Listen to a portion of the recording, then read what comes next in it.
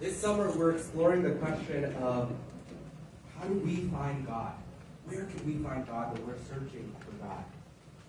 And in today's readings, the theme of how do we find God, especially in the middle of the storms of life, right? In the middle of the earthquake and the fire and the wind, in the middle of the water and the waves that are blowing all around us, how can we find God, even amongst the storms of life? Well, I thought deep about this, and I found the answer in the enormous and great wisdom of my 7-year-old daughter. Absolutely, she is so wise. Let me explain. So, my in-laws were visiting this week. It was marvelous. I love having my in-laws there. I love them, and my mother-in-law loves me, and I love having her there because it's the only time I get to win any argument all year long. Mother-in-law, this is so wonderful. And so, and they're from Colorado, and in Colorado there's so many amazing and beautiful things to see and experience. One of those beautiful states in country. But the one thing they don't have is the sea. They don't have the ocean. They don't have beaches. And so they're here, and so once again, just like last week, I declared, let us go to the beach. And we decided to explore this whole new area that we've never been to before called Block Island. It's beautiful. Block Island is an island off of Rhode Island, and you need to get on a ferry to get there, and we want to spend the entire day exploring. Block Island has this wonderful thing where they have little globes or glass orbs that they hide every day throughout the island, and you can go out and try to find one. If you find one, you can keep it. And so we were determined to find one of those glass orbs. So we got on, we went to actually Connecticut, and I got on the ferry there, and we started going over. This is the first time my kids ever were on a boat. Like I said, my in-laws, they don't have the sea there, and within 20 minutes, the whole family, except me, was getting seasick.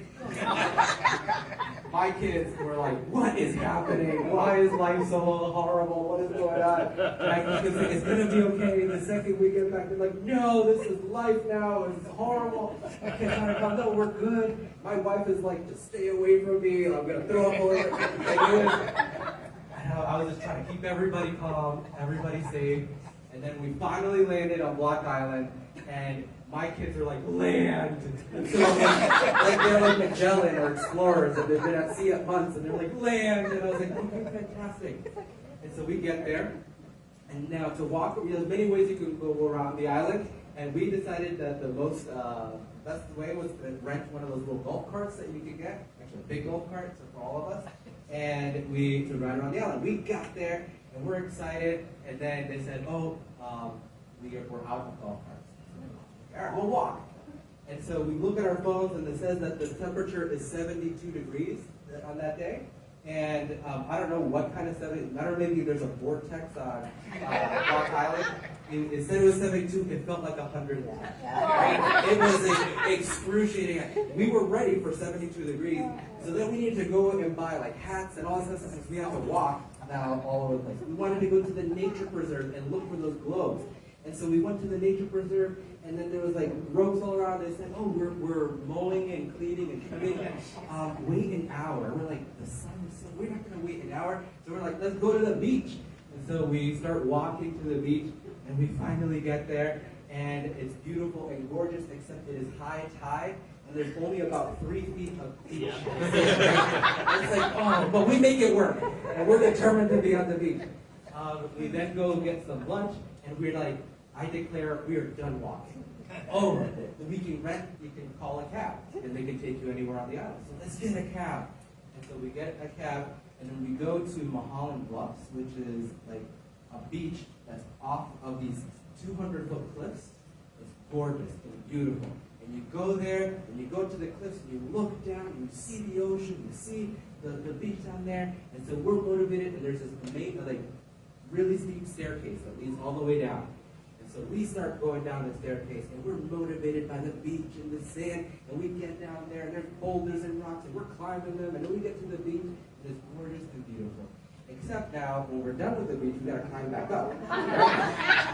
And everyone's like tired and exhausted. My son falls twice and scrapes himself, and so he's like, no, life is over. And I'm like, hey, I'll carry you up. And then my daughter sees that I'm carrying my son, and she's like, that's not fair, you carry him. So I'm carrying both kids, and we're climbing all the way up, and 200 feet, and finally we get to the top, and then I take out my phone to call the cab, and I get no reception.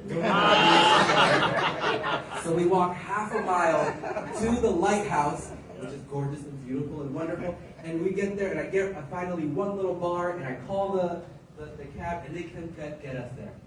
Air conditioning, finally, we're moving, and then the cab breaks down. Why? I kid you not, it overheats. I told you it was 110 degrees. It overheats. And so he pulls over, and he's like, sorry, I'm going to have to pour some coolant on there. Can you guys wait a second? And the car is off, and we're baking in the cab, and he pours the coolant there, and then we finally drive back down, and we find a little restaurant, and we're like, we're never moving again. This is where we live now, right? So, finally, it is time to get back on the ferry, right? I was going to be a dutiful, family person, and I was going to go get Dramamine, right? And so I go to all the stores there, and they're out. It looks like everyone had the same idea coming in.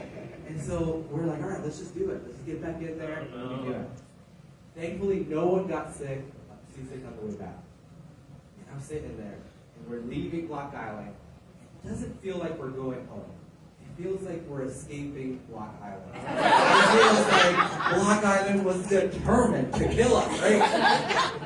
Oh my goodness. And so we're driving back, and I'm just like thinking, man, what a crazy day.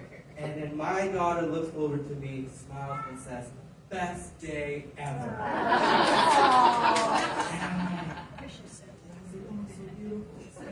then I was like, what are you talking about? I didn't say this to her, but I was like, what? Like, you just survived. We barely survived it. I was like, what are you? And in that moment, I was remembering these readings. I remember thinking, wow, how amazing that even in the midst of the storms of life, even in the midst of the earthquakes and fire and thunder, amidst Block Island and the craziness of it, right? You can still feel God there. You can still find God in those places. And it reminded me that what was important wasn't necessarily what we were doing, just that I was with the people that I love, right? And when you're with the people that love you, it doesn't matter where you are. It's the best day ever. And that got me reminded of today's gospel and how Peter goes out into the water and he's doing fantastic and great, and then the wind and the waves make him look somewhere else. And he starts to sink. And he calls out for help. And Jesus sticks out his arm and grabs him. And in the moment that he is holding on to Jesus, life is okay. Even though he's still among the waves and among the wind, he is okay. And just this concept of how can we find God really got me thinking about, especially in those storms, in those of life, in those hard moments in life, holding on to each other, holding on to those that we love, holding on to Jesus in whatever way we can. Even amongst the storms, we can still find God. God is present there. God is present in the storm, and in the sound, and in the silence, and in the fury, and in Block Island. God is there too, somewhere. And so, I'm reflecting on all this. I'm thinking about all this. I'm like, yes, I got my sermon. I got my sermon. And then my daughter screams out, look over there.